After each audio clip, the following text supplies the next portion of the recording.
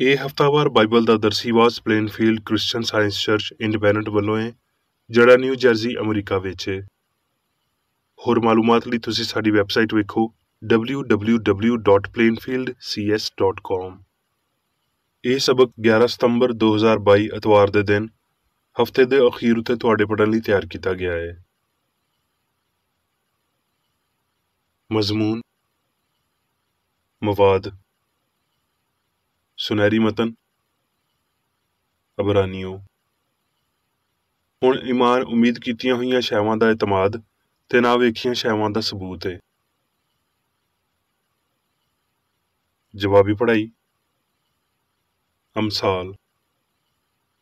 ਹੈ ਮੇਰੇ ਪੁੱਤਰ, ਮੇਰੀ ਤਾਲੀਮ ਨੂੰ ਫਰਾਮੋਸ਼ ਨਾ ਕਰ, ਬਲਕਿ ਤੇਰਾ ਦਿਲ ਮੇਰੇ ਹੁਕਮਾਂ ਨੂੰ ਮੰਨੇ। ਸਾਰੇ ਦਿਲ ਨਾਲ ਖੁਦਾਵੰਦ ਉੱਤੇ ਭਰੋਸਾ ਕਰ ਤੇ ਆਪਣੇ ਫਹਿਮ ਉੱਤੇ ਤਕੀਆ ਨਾ ਕਰ। ਆਪਣੀਆਂ ਸਾਰੀਆਂ ਰਾਹਾਂ ਵਿੱਚ ਉਹਨੂੰ ਪਛਾਣ ਤੇ ਉਹ ਤੇਰੀ ਰਹਿਨੁਮਾਈ ਕਰੇਗਾ। ਆਪਣੇ ਮਾਲ ਨਾਲ ਤੇ ਆਪਣੀ ਸਾਰੀ ਪੈਦਾਵਾਰ ਦੇ ਪਹਿਲੇ ਫਲਾਂ ਨਾਲ ਰੱਬ ਦੀ ਵਡਿਆਈ ਕਰ। ਇੰਜ ਤੇਰੇ ਖਾਤੇ ਵਾਹਵਾ ਭਰੇ ਰਹਿਣਗੇ ਤੇ ਤੇਰੇ ਹੌਜ਼ ਨਵੀਂ ਮਹਿ ਨਾਲ ਭਰੇ ਹੋਣਗੇ। ਧੰਨ ਹੈ ਉਹ ਬੰਦਾ ਜਿਹੜਾ ਹਿਕਮਤ ਨੂੰ ਪਾਉਂਦਾ ਹੈ ਤੇ ਉਹ ਜਿਹੜਾ ਫਹਿਮ ਹਾਸਲ ਕਰਦਾ ਹੈ। ਉਹਦੇ ਸੱਜੇ ਹੱਥ ਵਿੱਚ ਲੰਮੀ ਉਮਰ ਹੈ ਤੇ ਉਹਦੇ ਖੱਬੇ ਹੱਥ ਵਿੱਚ ਦੌਲਤ ਤੇ ਇੱਜ਼ਤ ਹੈ। ਦਰਸੀਵਾਜ਼ ਬਾਈਬਲ ਵਿੱਚੋਂ ਜ਼ਬੂਰ। ਖੁਦਾਵੰਦ ਮੇਰਾ ਚੌਪਾਨ ਹੈ, ਮੈਨੂੰ ਘਾਟਾ ਨਾ ਹੋਵੇਗਾ। ਯਕੀਨਨ ਭਲਾਈ ਤੇ ਰਹਿਮਤ ਸਾਰੀ ਉਮਰ ਮੇਰੇ ਨਾਲ ਰਹਿਣਗੀਆਂ ਤੇ ਮੈਂ ਹਮੇਸ਼ਾ ਰੱਬ ਦੇ ਘਰ ਵਿੱਚ ਸਕੂਨ ਕਰਾਂਗਾ। ਸਲਾਤੀਨ। ਤੇ ਇੱਕ ਦਿਨ ਇੰਜ ਹੋਇਆ ਭਈ ਅਲੀਸ਼ਾ ਸ਼ੁਨੀਮ ਨੂੰ ਗਿਆ। ਉੱਥੇ ਇੱਕ ਦੌਲਤਮੰਦ ਔਰਤ ਸੀ ਤੇ ਉਹਨੇ ਉਹਨੂੰ ਰੋਟੀ ਖਾਣ ਤੇ ਮਜਬੂਰ ਕੀਤਾ। ਫੇਰ ਤੇ ਜਦੋਂ ਕਦੀ ਉਹ ਉੱਥੋਂ ਲੰਘਦਾ ਰੋਟੀ ਖਾਣ ਲਈ ਉੱਥੇ ਟੁਰ ਜਾਂਦਾ ਸੀ। ਫਿਰ ਉਹਨੇ ਆਪਣੇ ਖਾਦਮ ਜਿਹਾਜ਼ੀ ਨੂੰ ਆਖਿਆ ਭਈ ਐਸ ਸ਼ੁਨੀਮੀ ਔਰਤ ਨੂੰ ਸੱਦੇ। ਉਹਨੇ ਉਹਨੂੰ ਸੱਦ ਲਿਆ ਤੇ ਉਹ ਉਹਦੇ ਸਾਹਮਣੇ ਖਲੋ ਗਈ। ਫਿਰ ਉਹਨੇ ਉਹਨੂੰ ਆਖਿਆ ਉਹਦੇ ਲਈ ਕੀ ਕੀਤਾ ਜਾਵੇ। ਫਿਰ ਜਿਹਾਜ਼ੀ ਨੇ ਜਵਾਬ ਦਿੱਤਾ ਕਿ ਵਾਕਈ ਉਹਦੇ ਕੋਈ ਪੁੱਤਰ ਨਹੀਂ ਤੇ ਉਹਦਾ ਬੰਦਾ ਬੁੱਢਾ ਹੈ। ਫਿਰ ਉਹਨੇ ਉਹਨੂੰ ਆਖਿਆ ਉਹਨੂੰ ਸੱਦ ਲੈ, ਤੇ ਜਦੋਂ ਉਹਨੇ ਉਹਨੂੰ ਸੱਦਿਆ ਤੇ ਉਹ ਬੂਹੇ ਉੱਤੇ ਖਲੋ ਗਈ। ਫਿਰ ਉਹਨੇ ਆਖਿਆ ਮੌਸਮੇ ਬਹਾਰ ਵਿੱਚ ਵੇਲਾ ਪੂਰਾ ਹੋਣ ਤੇ ਤੇਰੀ ਗੋਦ ਵਿੱਚ ਪੁੱਤਰ ਹੋਵੇਗਾ। ਉਹਨੇ ਆਖਿਆ ਨਹੀਂ ਐ ਮੇਰੇ ਮਾਲਕ, ਐ ਰੱਬ ਦੇ ਬੰਦੇ, ਆਪਣੀ ਲੌਂਡੀ ਨੂੰ ਝੂਠ ਨਾ ਆਖ। ਇਸ ਲਈ ਉਹ ਔਰਤ ਹਾਮਲਾ ਹੋਈ ਤੇ ਜਿਵੇਂ ਅਲੀਸ਼ਾ ਨੇ ਉਹਨੂੰ ਆਖਿਆ ਸੀ, ਮੌਸਮੇ ਬਹਾਰ ਵਿੱਚ ਵੇਲਾ ਪੂਰਾ ਹੋਣ ਤੇ ਉਹਦੇ ਪੁੱਤਰ ਹੋਇਆ। ਤੇ ਉਹ ਮੁੰਡਾ ਵੱਡਾ ਹੋਇਆ ਤੇ ਇੱਕ ਦਿਨ ਇੰਜ ਹੋਇਆ ਭਈ ਉਹ ਆਪਣੇ ਪਿਓ ਦੇ ਕੋਲ ਖੇਤ ਵੱਢਣ ਵਾਲਿਆਂ ਵਿੱਚ ਟੁਰ ਗਿਆ। ਤੇ ਉਹਨੇ ਪਿਓ ਨੂੰ ਆਖਿਆ ਹਾਏ ਮੇਰਾ ਸਿਰ, ਹਾਏ ਮੇਰਾ ਸਿਰ। ਉਹਨੇ ਉਹਨੂੰ ਆਖਿਆ ਉਹਨੂੰ ਉਹਦੀ ਮਾਂ ਦੇ ਕੋਲ ਲੈ ਜਾ। ਜਦੋਂ ਉਹਨੇ ਉਹਨੂੰ ਲੈ ਕੇ ਉਹਦੀ ਮਾਂ ਦੇ ਕੋਲ ਅਪੜਾ ਦਿੱਤਾ ਤੇ ਉਹ ਉਹਦੇ ਗੋਡਿਆਂ ਉੱਤੇ ਦੁਪਹਿਰ ਤੀਕਰ ਬੈਠਿਆ ਰਿਹਾ। ਇਹਦੇ ਬਾਅਦ ਮਰ ਗਿਆ। ਇਹਦੇ ਬਾਅਦ ਉਹਦੀ ਮਾਂ ਨੇ ਉੱਤੇ ਜਾ ਕੇ ਉਹਨੂੰ ਰੱਬ ਦੇ ਬੰਦੇ ਦੇ ਪਲੰਗ ਉੱਤੇ ਲਟਾ ਦਿੱਤਾ ਤੇ ਬੂਹਾ ਬੰਦ ਕਰਕੇ ਬਾਹਰ ਟੁਰ ਗਈ। ਤੇ ਉਹਨੇ ਆਪਣੇ ਬੰਦੇ ਨੂੰ ਪੁਕਾਰ ਕੇ ਆਖਿਆ ਜਲਦ ਜਵਾਨਾਂ ਵਿੱਚੋਂ ਇੱਕ ਨੂੰ ਤੇ ਖੋਤਿਆਂ ਵਿੱਚੋਂ ਇੱਕ ਨੂੰ ਮੇਰੇ ਲਈ ਘੱਲ ਦੇ, ਤਾਂ ਜੋ ਮੈਂ ਰੱਬ ਦੇ ਬੰਦੇ ਦੇ ਕੋਲ ਭੱਜ ਕੇ ਜਾਵਾਂ ਤੇ ਫਿਰ ਮੁੜ ਆਵਾਂ। ਉਹਨੇ ਆਖਿਆ ਅੱਜ ਤੂੰ ਉਹਦੇ ਕੋਲ ਕਿਉਂ ਜਾਣਾ ਚਾਹੁੰਦੀ ਏ? ਅੱਜ ਨਾ ਤੇ ਨਵਾਂ ਚਾਨਣੇ ਨਾ ਸੱਬਤ ਏ। ਉਹਨੇ ਜਵਾਬ ਦਿੱਤਾ ਭਈ ਚੰਗਾ ਹੀ ਹੋਵੇਗਾ। ਤੇ ਉਹਨੇ ਖੋਤੇ ਉੱਤੇ ਕਾਠੀ ਕੱਸ ਕੇ ਆਪਣੇ ਖਾਦਮ ਨੂੰ ਆਖਿਆ ਹਾਂਕ, ਅੱਗੇ ਵੱਧ ਤੇ ਸਵਾਰੀ ਚਲਾਉਣ ਵਿੱਚ ਢਿੱਲ ਨਾ ਕਰ ਜਦ ਤੀਕਰ ਮੈਂ ਤੈਨੂੰ ਨਾ ਆਖਾਂ।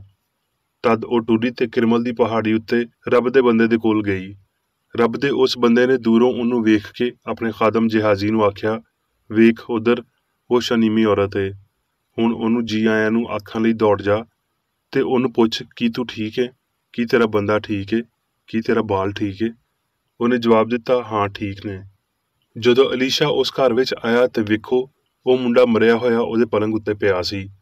ਇਸ ਲਈ ਉਹ ਅੰਦਰ ਗਿਆ ਤੇ ਬੂਹਾ ਬੰਦ ਕਰਕੇ ਖੁਦਾਵੰਦ ਤੋਂ ਦੁਆ ਕੀਤੀ ਤੇ ਉੱਤੇ ਚੜ੍ਹ ਕੇ ਉਸ ਬਾਲ ਦੇ ਉੱਤੇ ਲੰਮੇ ਪੈ ਗਿਆ ਤੇ ਉਹਦੇ ਮੂੰਹ ਉੱਤੇ ਆਪਣਾ ਮੂੰਹ ਤੇ ਉਹਦੀਆਂ ਅੱਖੀਆਂ ਉੱਤੇ ਆਪਣੀਆਂ ਅੱਖੀਆਂ ਤੇ ਉਹਦੇ ਹੱਥਾਂ ਉੱਤੇ ਆਪਣੇ ਹੱਥ ਧਰ ਲਏ ਤੇ ਉਹਦੇ ਉੱਤੇ ਫੈਲ ਗਿਆ।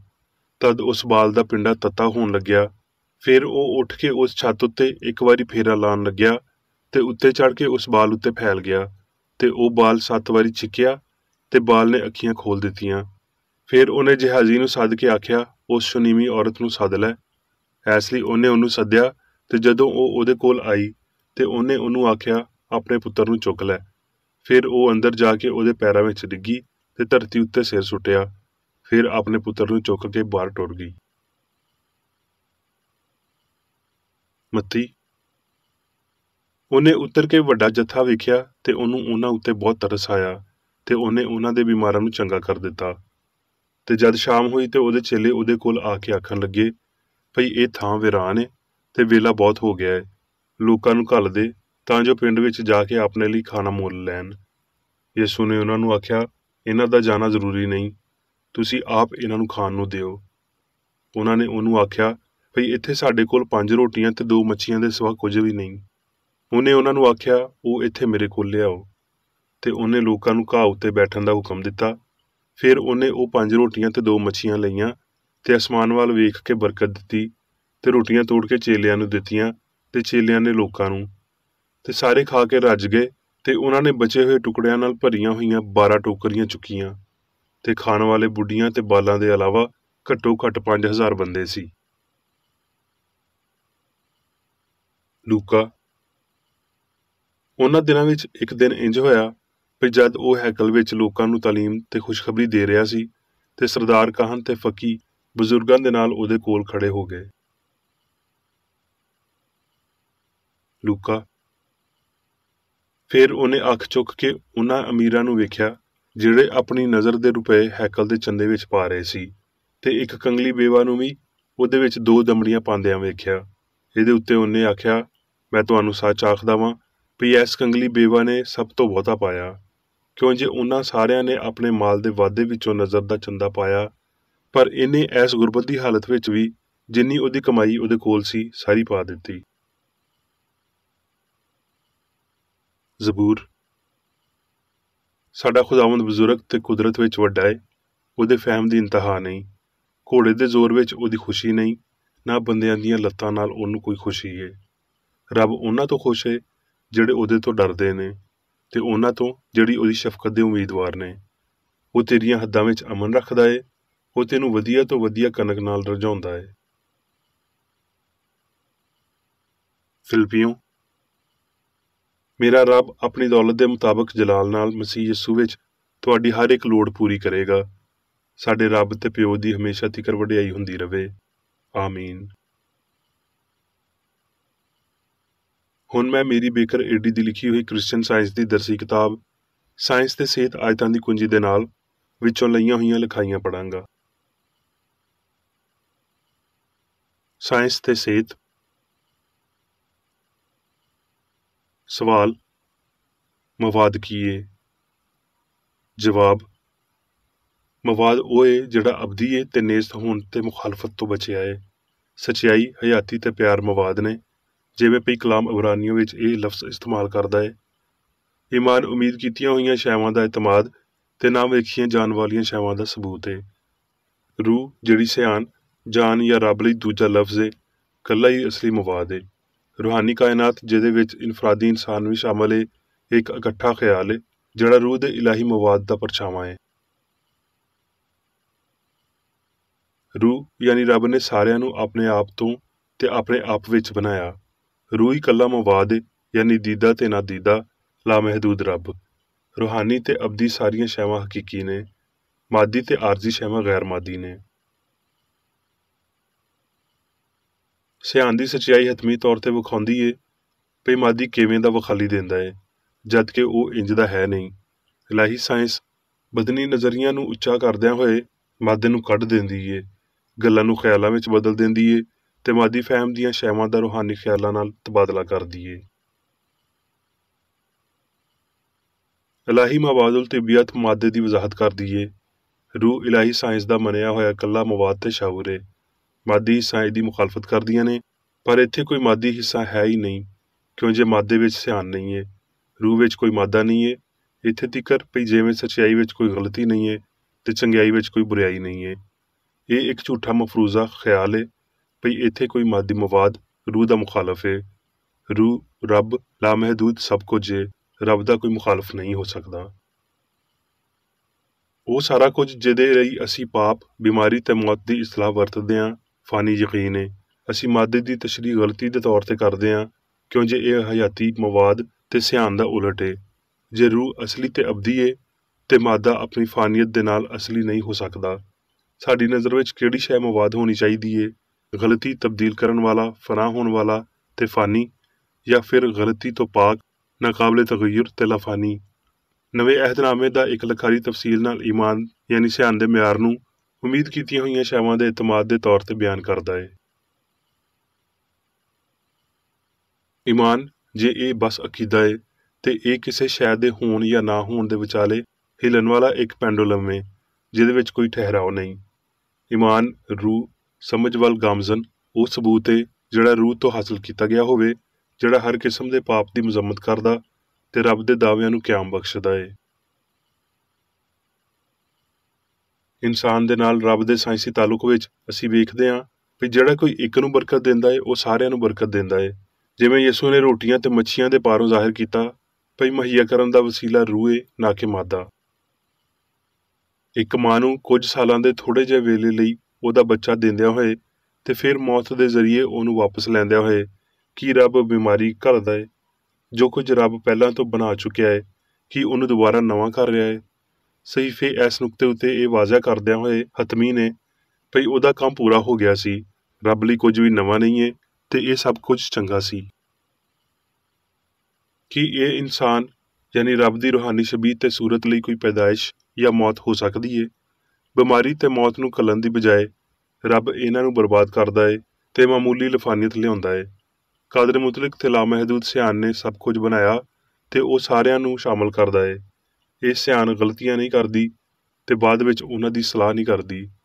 ਰੱਬ ਇਨਸਾਨ ਦੇ ਪਾਪ ਕਰਨ, ਬਿਮਾਰ ਹੋਣ ਜਾਂ ਮਰਨ ਦਾ ਸਬਬ ਨਹੀਂ ਬਣਦਾ। ਇਨਸਾਨ ਪਾਪ, ਬਿਮਾਰੀ ਤੇ ਮੌਤ ਦੇ ਕਾਬਲ ਨਹੀਂ। ਸੰਸਾਰ ਇਲਾਹੀ ਮਵਾਦ ਜਾਂ ਸਿਆਣ ਦੀ ਅਕਾਸੀ ਕਰਦਾ ਜਾਂ ਜ਼ਾਹਿਰ ਕਰਦਾ ਹੈ। ਇਸ ਲਈ ਰੱਬ ਬਸ ਰੂਹਾਨੀ ਸੰਸਾਰ ਤੇ ਰੂਹਾਨੀ ਇਨਸਾਨ ਵਿੱਚ ਹੀ ਵਕਾਲੀ ਦਿੰਦਾ ਹੈ, ਜਿਵੇਂ ਭਈ ਸੂਰਜ ਲੋਹ ਦੀ ਉਸ ਕਿਰਨ ਵਿੱਚ ਹੀ ਵਕਾਲੀ ਦਿੰਦਾ ਹੈ ਜਿਹੜੀ ਉਹਦੇ ਵਿੱਚੋਂ ਨਿਕਲਦੀ ਹੈ। ਰੱਬ ਸਿਰਫ ਉਹਦੇ ਵਿੱਚ ਜ਼ਾਹਿਰ ਹੁੰਦਾ ਹੈ ਜਿਹੜਾ ਹਯਾਤੀ, ਸੱਚਾਈ ਤੇ ਮੁਹੱਬਤ ਦੀ ਅਕਾਸੀ ਕਰਦਾ ਹੈ। ਹਾਂ, ਜਿਹੜਾ ਰੱਬ ਦੀਆਂ ਖੂਬੀਆਂ ਤੇ ਕੁਦਰਤ ਨੂੰ ਜ਼ਾਹਿਰ ਕਰਦਾ ਹੈ, ਜਿਵੇਂ ਭਈ ਇਨਸਾਨੀ ਸੂਰਤ ਸ਼ੀਸ਼ੇ ਵਿੱਚ ਵਕਾਲੀ ਦਿੰਦੀ ਹੈ। ਸ਼ੀਸ਼ੇ ਦੇ ਸਾਹਮਣੇ ਖਲੋਤੇ ਬੰਦੇ ਦੇ ਰੰਗ, ਸ਼ਕਲ ਤੇ ਹਰਕਤਾਂ ਨੂੰ ਦੁਹਰਾਉਂਦੀ ਹੈ। ਕੁਝ ਲੋਕਾਂ ਨੇ ਗੌਰ ਕੀਤਾ ਹੈ ਭਈ ਲਫ਼ਜ਼ ਫਿਕਰ ਕਰਨ ਤੋਂ ਕ੍ਰਿਸਚਨ ਸਾਇੰਸ ਦੀ ਕੀ ਮੁਰਾਦ ਹੈ। ਆਪਣੇ ਆਪ ਦੇ ਬਾਰੇ ਮਾਦੀ ਤੇ ਫਾਨੀ ਇਨਸਾਨ ਆਪਣੇ ਆਪ ਨੂੰ ਮਵਾਦ ਵਖਾਲੀ ਦਿੰਦਾ ਹੈ, ਪਰ ਮਵਾਦ ਦੇ ਇਸ ਫਹਿਮ ਵਿੱਚ ਗਲਤੀ ਹੈ ਤੇ ਇਸ ਲਈ ਇਹ ਮਾਦੀ ਆਰਜ਼ੀ ਹੈ।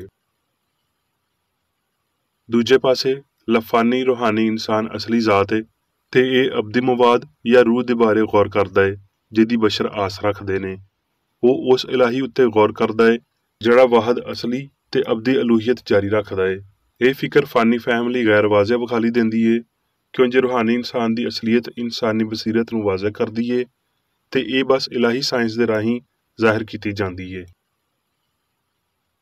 ਜਿਵੇਂ ਭਈ ਰੱਬ ਅਸਲ ਹੈ ਤੇ ਇਨਸਾਨ ਇਲਾਹੀ ਸ਼ਕਲ ਉਹ ਸੂਰਤ ਹੈ ਤੇ ਇਨਸਾਨ ਨੂੰ ਸਿਰਫ ਚੰਗਿਆਈ ਦੇ ਅਸਲ, ਰੂਹ ਦੇ ਅਸਲ ਨਾ ਭਈ ਮਾਦੇ ਦੀ ਖਾਹਿਸ਼ ਰੱਖਣੀ ਚਾਹੀਦੀ ਹੈ ਤੇ ਹਕੀਕਤ ਵਿੱਚ ਇੰਜ ਹੀ ਹੋਇਆ ਹੈ।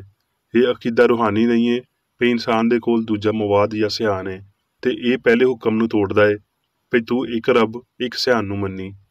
ਮਾਦੀ ਇਨਸਾਨ ਆਪਣੇ ਆਪ ਨੂੰ ਮਾਦੀ ਵਿਖਾਲੀ ਦਿੰਦਾ ਹੈ, ਜਦ ਕਿ ਇਨਸਾਨ ਸ਼ਬੀਹ, ਖਿਆਲ ਹੈ, ਫਰੇਬ ਨਜ਼ਰੀ, ਪਾਪ, ਬਿਮਾਰੀ ਤੇ ਮੌਤ ਮਾਦੀ ਫਹਿਮ ਦੀ ਝੂਠੀ ਗਵਾਹੀ ਤੋਂ ਜਨਮ ਲੈਂਦੇ ਨੇ, ਜਿਹੜੀ ਲਾਮਹਿਦੂਦ ਰੂਹ ਦੇ ਮਰਕਜ਼ੀ ਫਾਸਲੇ ਤੋਂ ਬਾਹਰ ਇੱਕ ਫਰਜ਼ੀ ਨਜ਼ਰੀਏ ਤੋਂ ਸਿਆਣ ਤੇ ਅਸਲ ਦੀ ਮੁੜੀ ਹੋਈ ਤਸਵੀਰ ਪੇਸ਼ ਕਰਦੀ ਏ, ਜਿਹਦੇ ਵਿੱਚ ਹਰ ਸ਼ੈ ਉੱਤੋਂ ਤੋਂ ਲੈ ਕੇ ਹੇਠਾਂ ਤੀਕਰ ਪੁੱਠੀ ਹੋਈ ਹੁੰਦੀ ਏ।